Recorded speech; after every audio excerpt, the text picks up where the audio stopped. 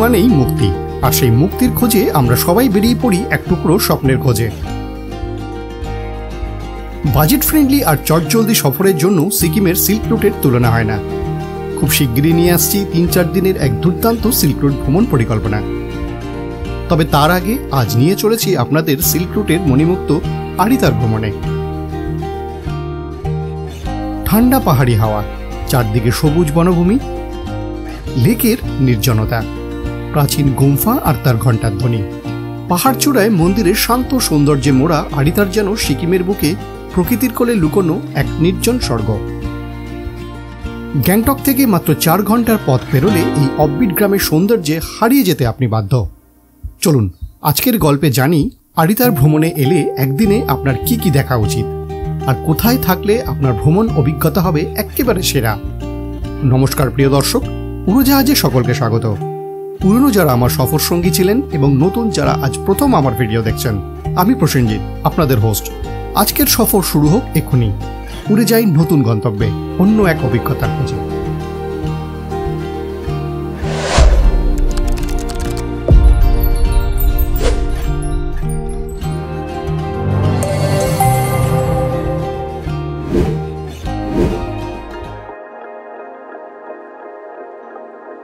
সিকিম ভ্রমণকারীদের জন্য আড়িতারে দেখবার ও উপভোগ করবার অনেক কিছু আছে। সেই সমস্ত স্থান বেশ জনপ্রিয় এবং আগত ভ্রমণার্থীদের জন্য এক অনন্য আকর্ষণ ও সৌন্দর্যের উৎস। এখানে বেশ কয়েকটি দর্শনীয় স্থান রয়েছে এবং তার মধ্যে প্রধান জায়গাগুলো তুলে ধরব আজকের পর্বে খুব অল্প সময়ের মধ্যে। প্রসঙ্গত জানিয়ে রাখি, এই প্রত্যেকটি সাইট সিইং স্পটের ওপর উড়োজাহাজ চ্যানেলে একটি করে ডেডিকেটেড পর্ব আছে। ইচ্ছে হলে আরও বিস্তারিতভাবে জানতে হলে অথবা মানুষ ভ্রমণের জন্য সেসব ভিডিও উড়োজাহাজ চ্যানেল পেজে গিয়ে দেখতে পারেন। আমি প্রত্যেকটি ভিডিও ডেসক্রিপশন বক্সে লিংক দিয়ে রাখলাম।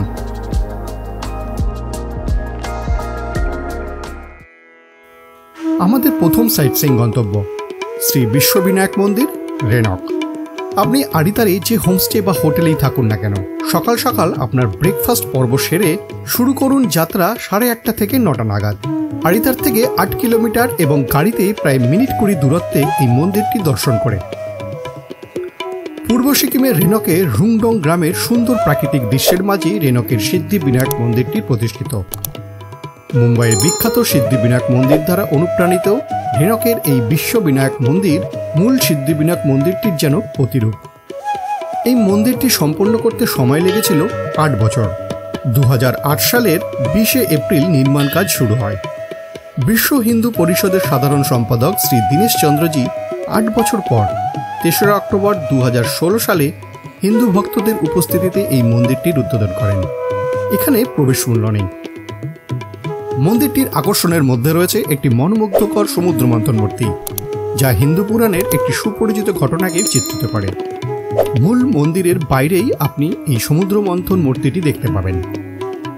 এতে একটি হনুমান মন্দির, শিবলিঙ্গ এবং হিন্দু ধর্মগ্রন্থ থেকে প্রাপ্ত আরও অনেক কিছুই রয়েছে। মূলত শ্রী গণেশের 51টি রূপকে এখানে তুলে ধরা হয়েছে। প্রধান বেদিতে 12 ফুট লম্বা গণেশ মূর্তিটি 8 জোড়া হাত বিশিষ্ট একটি অনন্য বৈশিষ্ট্য প্রদর্শন করে। প্রধান প্রবেশপথের দিকে এগোলে করিডোরের পাশে স্থাপন করা 16টি মূর্তি দেখতে পাবেন, প্রতিটি 12 ফুট করে লম্বা। শ্রী বিশ্ববিনায়ক মন্দিরটিকে আরও বিস্তারিতভাবে জানতে ও দেখতে হলে এর ওপর উড়োজাহাজের একটি ডেডিকেটেড পর্ব, লিংক ওপরে আই বাটনে ও নিচে ভিডিও ডিসক্রিপশন বক্সে দিয়ে রাখলাম। আমরা রয়েছি এখন শ্রী বিশ্ববিনায়ক মন্দিরের সামনে। দর্শন করলাম, আপনাদেরকেও দেখালাম। আজ অফিসিয়ালি সিল্ক রুট পর্ব শুরু করব আড়িতার থেকে। তো আজকে আড়িতার পর্ব, আড়িতার সম্পূর্ণ আপনাদের সামনে তুলে ধরবো। কোথায় থাকছি, কেমন ঘুরলাম, কি কি দেখবার আছে, এটা সম্পূর্ণ আজকের গোটা পর্বে থাকছে আড়িতার। চলেছি মানকিম ভিউ পয়েন্ট থেকে। ওখান থেকে আড়িতার লেক খুব সুন্দর দেখা যায়, সেই জায়গাটা দেখতে। ফ্ল্যাট সিঁড়ি ভেঙে ওপরে চড়তে হচ্ছে। আমাদের পরবর্তী ও দ্বিতীয় গন্তব্য মানকিম ভিউ পয়েন্ট ও মানকিম মন্দির।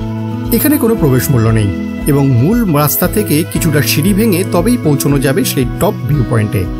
সিঁড়ি খুব খাড়াই নয়, বয়স্ক যারা আছেন তাদের হাঁটুর কোনো সমস্যা না থাকলে অবশ্যই যেতে পারেন। একদম টপে পৌঁছলেই দেখবেন সেই মন্দির, এবং এই মন্দিরের জায়গাখানি দারুণ একটা ভিউ পয়েন্টও।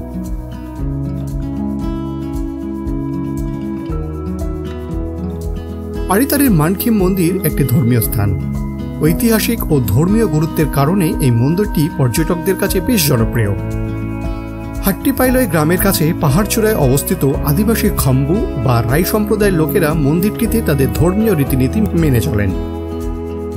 राई का ये हिंदू ट्राइबल्स लोग होता है ना, ये इसका है, मतलब हिंदू और थोड़ा मिलता है और बुद्धिस्ट से भी मिलता है। अच्छा, ये अलग सा ये राई लोगों का अच्छा। মন্দিরের প্রাঙ্গণ থেকে আপনি লামপোখরি হ্রদ এবং আশেপাশের লম্বা পাইন গাছের মনমুগ্ধকর দৃশ্য উপভোগ করতে পারেন, এবং একটি পরিষ্কার দিনে কাঞ্চনজঙ্ঘাকে দারুণভাবে উপভোগ করতে পারেন। এখান থেকেই দেখতে পাওয়া যায় জেলেপ্রা পাস, জুলুকো। আচ্ছা, মানকিম ভিউ পয়েন্ট থেকে আড়িতার লেক যেমন সুন্দর দেখা যাচ্ছে, ওপাশে কাঞ্চনজঙ্ঘার বেশ পরিষ্কার কিছুটা রেঞ্জ দেখা যাচ্ছে। ক্যামেরায় ঠিকঠাক ধরা যাচ্ছে না, উঠে আসতে সামান্য কষ্ট হয়েছে ঠিকই, কিন্তু ইটস ওর্থ ইট। আসলে পরে একটা পরিষ্কার দিনে এখান থেকে কাঞ্চনজঙ্ঘার দারুণ ভিউ পাওয়া যায়। ঠিক এই দিকটাতে ওই রেঞ্জ দেখা যাচ্ছে অনেকটাই। আমাদের তৃতীয় বা পরবর্তী দর্শনীয় স্থান আড়িতার গুম্ফা বা আড়িতার মনাস্ট্রি। আড়িতার গুম্ফা আড়িতারের আরও একটি দর্শনীয় পর্যটন আকর্ষণ। মানকিম থেকে মিনিট 5 দূরত্বে এই মঠটি চারপাশে পাহাড় এবং সবুজ গাছপালায় ঘেরা এক মনোরম দৃশ্যপট তুলে ধরে।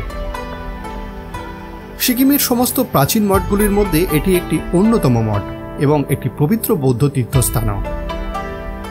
এখানে আপনি বেশ কয়েকটি নিদর্শন, সূক্ষ্মভাবে খোদাই করা আঁকা ও দেয়াল চিত্র, প্রাচীন পাণ্ডুলিপি এবং আরও অনেক কিছু দেখতে পাবেন। এখানে কোনো প্রবেশ মূল্য লাগে না। আড়িতার মনাস্ট্রিকে ভালোভাবে দেখে নিয়ে আর একটু জঙ্গলের বাদে ট্রেক করে চলুন 4 নম্বর গন্তব্য অমিতাভ বুদ্ধার পাদদেশে। ওই এলাম অমিতাভ বুদ্ধার কাছে, গিয়ে দেখি জায়গাটা কি আর কিরকম। এটি একটি ভিউ পয়েন্টও বটে। আড়িতার মনাস্ট্রি দেখে ফেরবার পথে জঙ্গলের রাস্তা ধরে এগিয়ে চলুন ঘন জঙ্গলের আরো একটু ভেতরে একটি দারুণ সুন্দর ভিউ পয়েন্টের উদ্দেশ্যে। সেখানেই রয়েছে গৌতম বুদ্ধের মূর্তি। গৌতম বুদ্ধের আরও এক নাম অমিতাভ, যার আলো, জ্ঞান অসীম, এবং এই উপাধিটি গৌতম বুদ্ধের জ্যোতির্ময় সীমাহীন জ্ঞান ও করুণার প্রতীক হিসাবে ব্যবহৃত হয়। ওই পথ ভেঙে আসা, এখান থেকে সামনেই আমার আড়িতার লেকের একটা দুর্ধর্ষ ভিউ পাওয়া যাচ্ছে। আপনাদেরকে দেখাই সেই ভিউটা। দারুণ সুন্দর পরিবেশ, এবং এখান থেকে আড়িতার লেকের একটা দারুণ সুন্দর ভিউ পাওয়া যায়। পাশাপাশি তুলনাহীন ভিউ যেন আসে আশেপাশেরও। আড়িতার মনাস্ট্রি ও অমিতাভ বুদ্ধের মূর্তির ওপর আরও একটি ডেডিকেটেড পর্ব দেখুন উড়োজাহাজ চ্যানেলে। লিঙ্ক রইল আই বাটনে ও ভিডিও ডেসক্রিপশন বক্সে। আমাদের পরবর্তী এবং পঞ্চম গন্তব্য লামপোখরি হ্রদ বা আড়িতার লেক। প্রবেশ মূল্য এখানে জনপ্রতি 10 টাকা। ঘন আলপাইন বনে ঘেরা একটি সুন্দর পরিবেশে অবস্থিত প্রাকৃতিকভাবে সৃষ্টি হওয়া বুট সমেত মানব পায়ের আকৃতির হ্রদ। লামপোখরি হ্রদ কিন্তু বেশ জনপ্রিয় পর্যটন কেন্দ্র আড়িতারের। আড়িতার লেকটি সমুদ্রপৃষ্ঠ থেকে 4500 ফুট উচ্চতায়, প্রায় 1120 ফুট লম্বা এবং 240 ফুট চওড়া একটি লেক। শান্ত পরিবেশ এবং চারপাশের সবুজ প্রকৃতি দর্শনার্থীদের মনে যেন এক প্রশান্তি এনে দেয়। চারপাশে সবুজ বন এবং পাহাড় উপভোগ করবার জন্য নৌকা ভ্রমণের ব্যবস্থা রয়েছে। ঘন্টা প্রতি 200 টাকার বিনিময়ে পরিবার বা বন্ধুবান্ধব নিয়ে ভেসে পড়ুন পান্না সবুজ এই লেকটির বুকে। উপভোগ করুন চারপাশকে এবং সুন্দর মুহূর্তখানিকে। এপ্রিল এবং মে মাসে এখানে লামপোখরি উৎসবও পালিত হয়। হ্রদের তীরে আপনি ভগবান পদ্মসম্ভবের উদ্দেশ্যে নিবেদিত একটি ছোট্ট মন্দিরও দেখতে পাবেন। হাতে বেশ সময় নিয়ে এই লেকটি বেড়াতে পারেন। আড়িতার লেকের ওপর একটি ডেডিকেটেড পর্ব দেখুন উড়োজাহাজ চ্যানেলে। লিঙ্ক রইল আই বাটনে ও ভিডিও ডিসক্রিপশন বক্সে।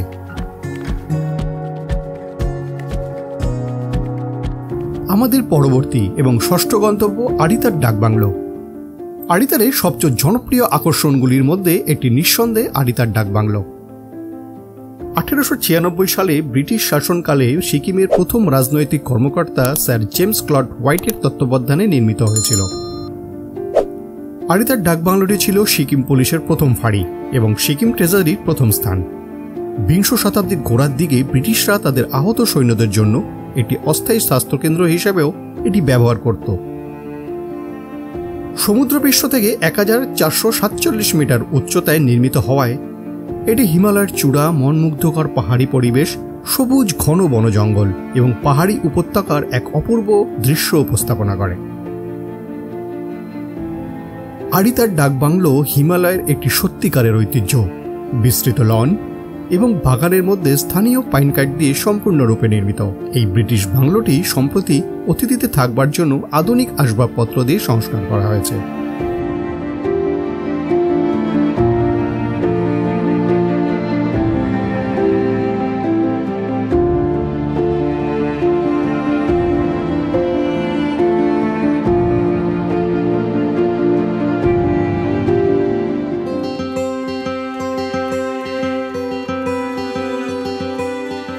পরবর্তী এবং সপ্তম গন্তব্য কালিখলা ফলস, রোরাথাং থেকে রংলি যাওয়ার পথে অবস্থিত। কালিখলা জলপ্রপাত স্থানীয়দের কাছে কিউখলা ফলস নামেও পরিচিত। এটি একটি মনোরম জলপ্রপাত। এখানে প্রায় 100 মিটার উচ্চতা থেকে জল পড়ছে। সবুজ পাহাড় থেকে স্ফটিক স্বচ্ছ ঝর্ণাধারা এবং উঁচু পাহাড়ের উপর দিয়ে নেমে আসা জলের সেই দৃশ্য ভ্রমণকারীদের মুগ্ধ করে। এই পথে আপনি বাধ্য হবেন কিছু সময় কাটাতে এবং আপনার ফেসবুক, ইনস্টাগ্রাম ফিডের জন্য কিছু অত্যাশ্চর্য ছবি ও সেলফি তুলতে।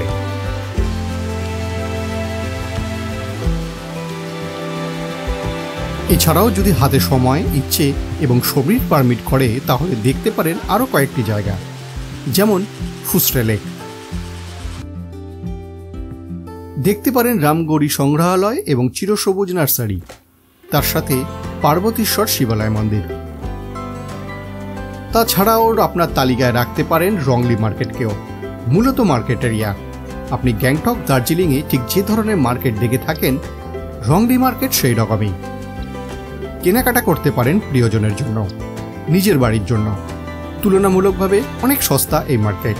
আর হ্যাঁ, সিল্ক রুট উঠবার আগে এটাই হলো চেকপোস্ট এবং সমস্ত পারমিশন এখান থেকেই করতে হবে। এখানে একটি এটিএম আছে এই সামনে, আপনাদের দরকার হলে এখান থেকেই টাকা পয়সা তুলে নেবেন। আগে আর কোথাও এটিএম পাওয়ার সম্ভবত নেই আমি যতদূর জানি। তো ছোটোখাটো কিছু কাজ আছে, আমি এখান থেকে মিটিয়ে নিয়ে তারপরে রওনা হব সোজা আগা ব্লকের দিকে। আরিতারে যারা থাকবার প্ল্যান করছেন তারা বেছে নিতে পারেন আরিতার ইকো লগহার্ট রিসর্ট। আপনার বাজেট অনুযায়ী সব ধরনের রুম পাবেন এখানে। তবে আমার মূলত ভালো লেগেছে আরিতার ডাকবাংলোর পাশে হওয়ায় এবং অসাধারণ প্রাকৃতিক পরিবেশের আকর্ষণ, ছড়িয়ে ছিটিয়ে সমস্ত উডেন লাক্সারি কটেজ, নিজেদের ইনহাউস রেস্তোরাঁ এবং সবকিছু মিলিয়ে একটা দুর্দান্ত অভিজ্ঞতা।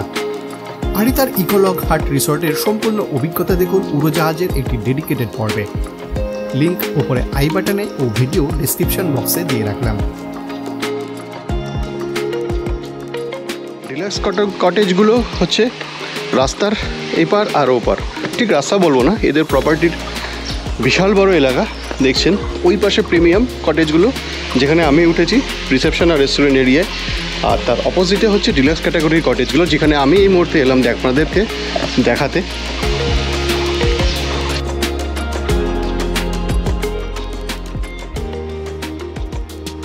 তাহলে এ পর্যন্তই আজকের গল্প। কেমন লাগলো আপনাদের?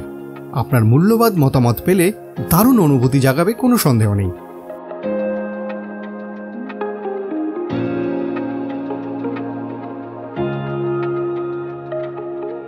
তবে যাত্রা এখানেই থেমে থাকছে না। পরের পর্বে ঘুরে আসি চলুন সিল্ক রুটের এক অফবিট অজানা গ্রাম থেকে। সম্পূর্ণ অভিজ্ঞতা নিয়ে হাজির হব আবার। সঙ্গে থাকুন, ভেসে চলুন উড়োজাহাজের সঙ্গে। আর সাবস্ক্রাইব করে জানান দিন আপনি আমাদের সফর সঙ্গী।